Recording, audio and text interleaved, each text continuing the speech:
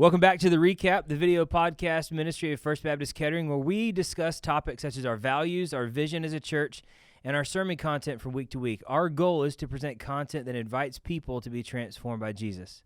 With that, let's get started.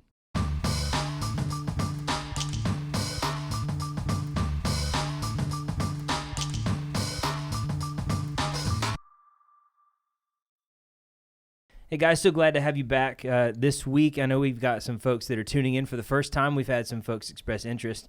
And last week we started a discussion, Pastor David, Pastor Chad, and I sat across the table, and we're so glad you're back, by the way. It's good to be back. Glad you're feeling I better. just want to know, how do you tune in when you're watching YouTube? How do you tune in? Well, you have to go find it. So you have to search for it. Put the antennas up. Antennas, yeah. Make sure the cable aluminum lines. Foil out on the rabbit ears a little bit. Only use that on voting machines. I tuned in while I was out. I was listening to you guys. You did? You watched it? I was encouraged and edified by your discussion. I'm encouraged by that right now. Absolutely. That's really helpful. Yes. So first question on invitational community, we're going to continue that conversation. We started last week looking at our value of invitational community, and you actually kicked it straight to me to answer the question, how do we build community? This week, I want to begin this question with the definition of invitational and community, the way we put those together. So big thanks to Webster's dictionary that says invitational means being prepared or entered into a place in response to a request. So this is that invitational aspect where we're setting up someone to come. We're inviting them. It's an act, but it's also the environment. And then community means a unified body of believers, or a state, a social state or condition, this existence of something that's different from where we would normally be.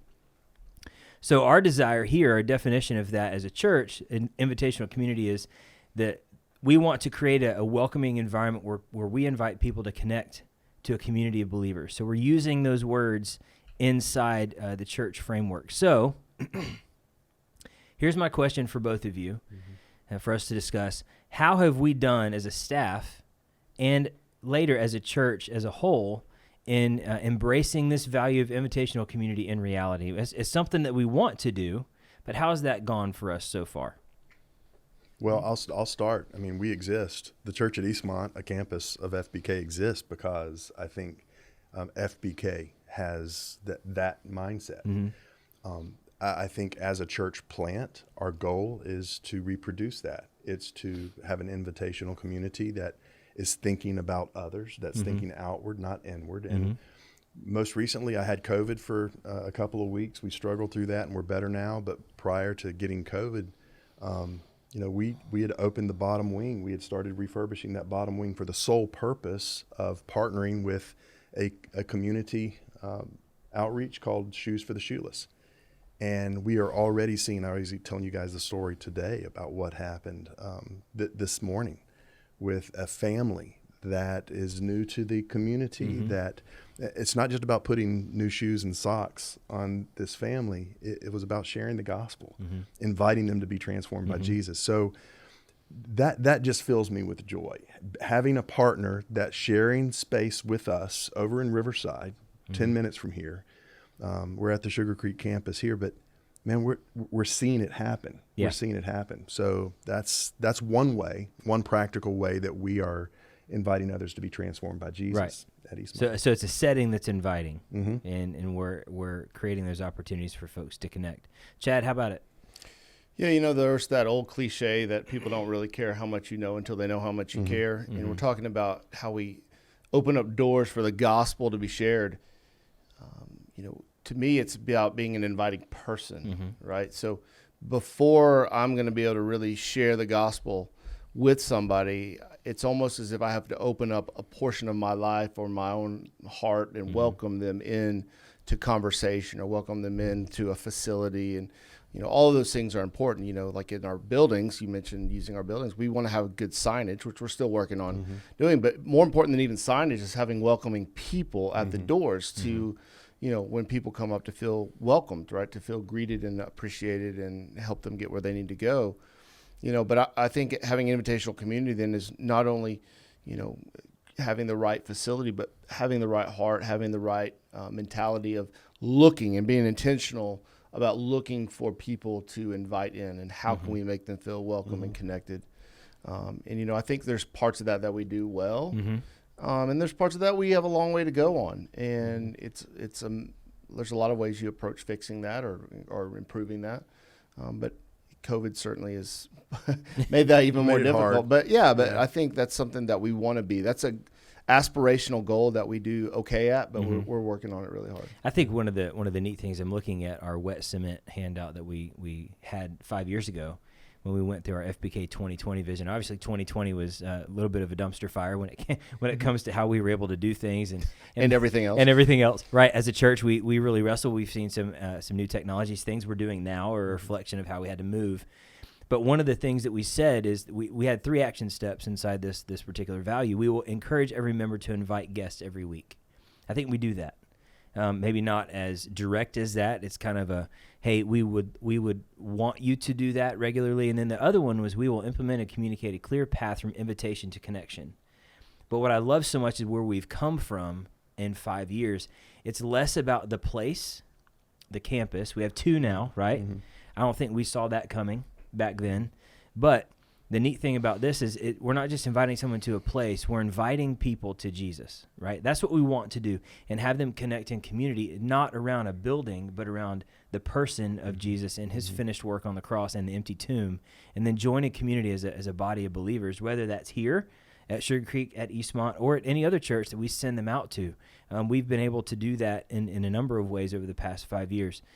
I think part of inviting them, though, is also removing the speed bumps or obstacles. For sure. And for some people, those speed bumps or obstacles can be a facility. Yep. For some people, it can be an unfriendly face, or nobody welcomed me when I came in, or those negative things that we want to remove, right? Or I dropped my kids off in the kids ministry and it didn't feel secure, or all the things that we work really hard to make sure we don't do.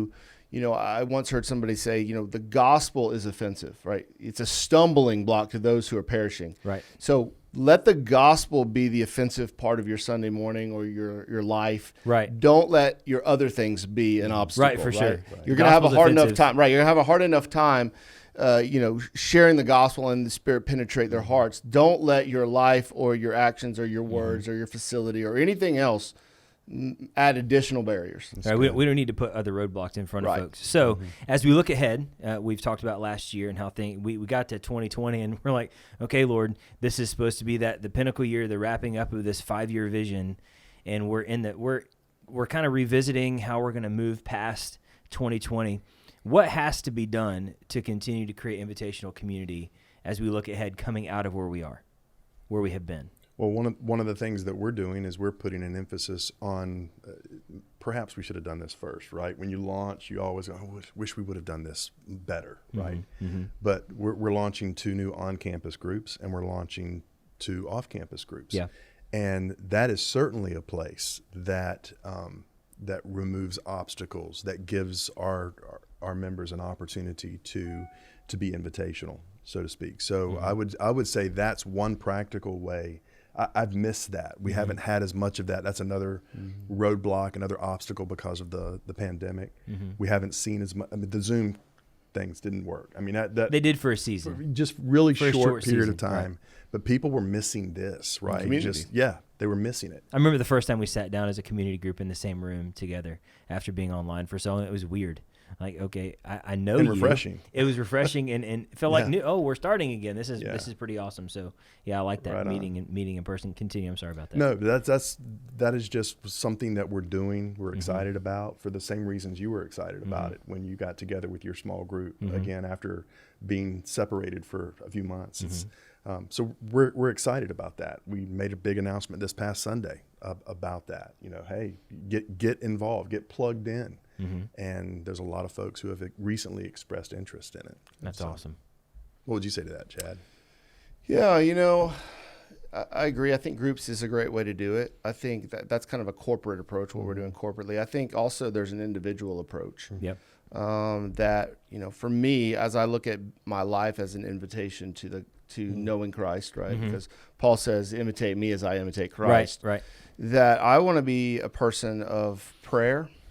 That I need to, when I'm praying about something, it means I'm being intentional because nobody really accidentally prays. Like there's an intentionality to that, right?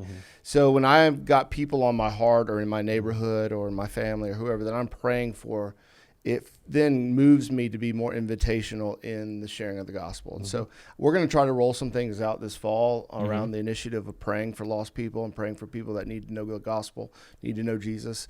So I'm really looking forward to that, because I think that will help us as we begin to pray for people to be more intentional about inviting them into the community. Awesome. Yeah. And that prayer leads to caring. I mean, being stuck in the house for 2 weeks with COVID, our whole family was affected by this. We got to see firsthand. Nobody shared the gospel with us, which, I was a little disappointed. No, but they served us. The church was serving our family, and serving, is certainly a way to have an opportunity, more opportunities to share the gospel. Sure. So I agree with Chad. I mean, just the opportunities that we're going to have in the months ahead. First of all, because we're praying. Secondly, because we're serving others in our community, and then we're going to have an opportunity to share the gospel, to invite them. Well, that's leads me to consider my question for Invitational Community for our next episode. So stay tuned for that. We're going to hit that. Why is it sometimes difficult or feels like a challenge to have this in the front of our mind, to be inviting people? We're going to attempt to answer that question next week. So let's talk about this past Sunday. This past Sunday, we saw Ruth and Boaz. There's a pretty powerful moment where she actually goes after him, if you will, to a place, and she follows her mother-in-law's advice. In what way, in this part of the narrative, this story of Ruth and Boaz, this beautiful picture of redemption, how does this reflect God's acceptance and or pursuit of us? You go first. Yeah, I mean, in so many ways, that's really the overarching theme of the whole book, right? You certainly glean things from the individuals that are named in the book, right? But there's a bigger picture, and it's God's redeeming love for his people, and that while we were yet sinners, Christ died for us, that God would not spare his own son, but yet gave him up willingly for us, right? That he purchased us back out of his love. I mean, John 3:16, for God so loved the world that he gave, right? It's a redeeming, it's a buying back love. And we'll drill down more on that this week, because it's just really the theme of the whole book. But if we walk out of here like, oh, this is a sweet love story between Ruth and Boaz, we've missed the big picture. Yeah, just different aspects of the qualities of redemptive love are things that we focused on. And I noticed they're very similar. We didn't have a chance to collaborate as much last week, and yet we talked about similar things, like the initiative that's taken, just the character and integrity. The risk that's required. Oh, yeah. We both talked about those things, even though we didn't get a chance to talk as much as we normally do. But yeah, and then we, of course, turned the corner and talked about Christ's redemptive love and the similarities there. So it was rich. We really had a good time at Eastmont. We did.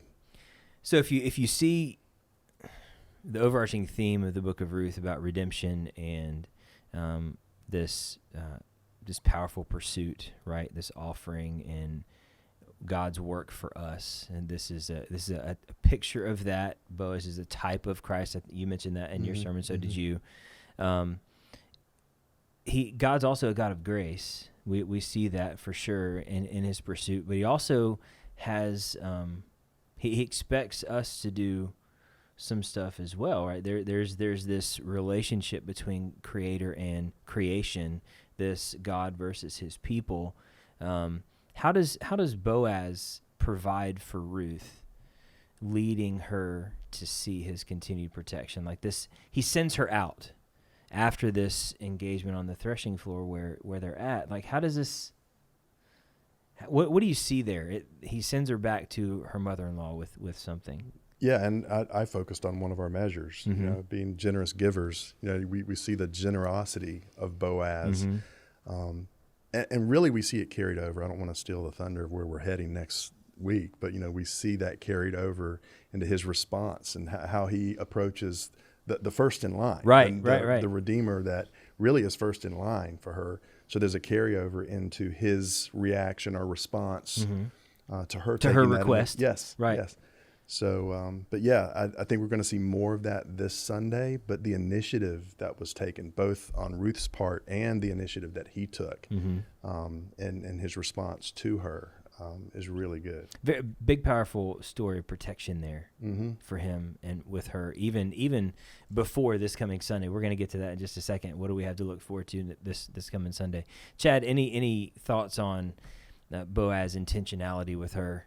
I hit on this a little bit on Sunday, but just the idea of the garment being the wing, and just Boaz's willingness to bring her under his care, his wing, his garment. Yeah. And I mentioned, how we see that played out through the New Testament. It's also the same picture that Jesus says when he looks over Jerusalem. He says, "Oh, I would love to bring you under my wing, bring you out like a mother hen."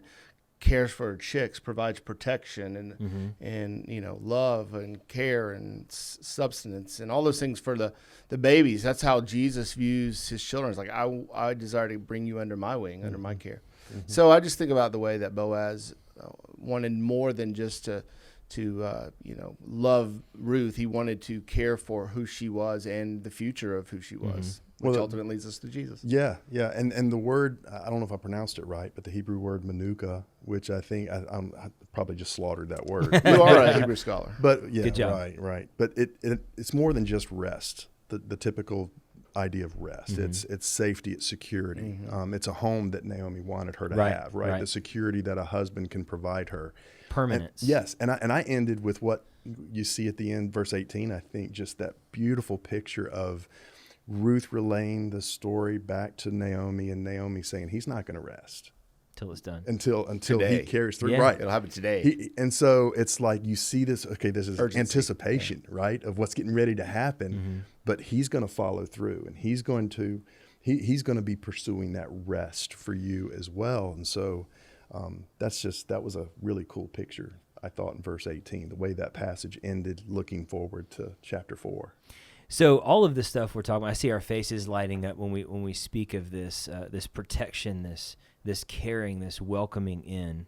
That goes right back to our value of invitational community. We're not just inviting people to a code of conduct, if you will, or a way of life. Nobody wants to join a code of conduct. No, they don't. They want to join. I don't want to join a code of conduct. They want to join in. I want to experience life transformation. I want to find rest. Safety, secure, permanence. I want to experience those things. So when we invite people, we're inviting people to Jesus. That's what he provides. That's it. So as we look at we look at what we just talked about, Ruth chapter 3, we're going to Ruth chapter 4. So give us something to hold on to look forward to for this coming Sunday. What is it? You go first. As I think about Ruth chapter 4, I just think about that word redemption. It's been the theme through the whole book, but it really, the reality of it is brought out into the light in the last chapter. And we're going to spend 2 weeks on the last chapter just because I feel like there's so much there that I don't want us to miss. And I want us to see the connection to Jesus, our Messiah. I want us to see Jesus as our Redeemer. And so I'm really excited about kind of setting that up this week and then hammering it home the week after. Yeah. And so we're going to be talking about the same stuff. I mean, just we really see Boaz as the type of Christ in chapter 4. You really begin to see the initiative that he takes. I told Chad earlier, he's really kind of smooth the way he waits there at the gate for this Redeemer, the guy just kind of waiting there, and the gate was that place, kind of like the courthouse where legal issues took place, and he's a man of integrity, and he's waiting to take care of this matter, and right now, yeah, we're gonna settle it. But also think about just Christ, waiting for us, right? Just Jesus pursuing us. I mean, just the way that Boaz is pursuing Ruth, right? But even more than that, I think it's this picture of his number one concern, which is what Paul talks about in 1 Corinthians 13 about real love. It's not selfish. So his number one concern was that Ruth and Naomi are cared for. So over and above, I'm sure at that point he's like, no, I would like to purchase Ruth. I would like to purchase the land and have Ruth. My number one concern is not me. My number one concern is her, that somebody will care for her. And if that person is not willing, then by all means, I'm ready to step forward. But I just want to make sure she's cared for. So we're going to do this the right way. Yeah, that's good. That's really good. Well, we're really looking forward to this week, guys. Excited to continue reading through your notes as we look forward to Sunday. Thank you so much for tuning in today. If you like what you've heard so far, we encourage you to subscribe to our channel, FBC Kettering. Hit the like button, subscribe to this podcast. Get other content from us, including sermons and other information regarding our church. Thank you so much for joining us again. We look forward to seeing you this Sunday, whether in person or online. Let's continue to be the church.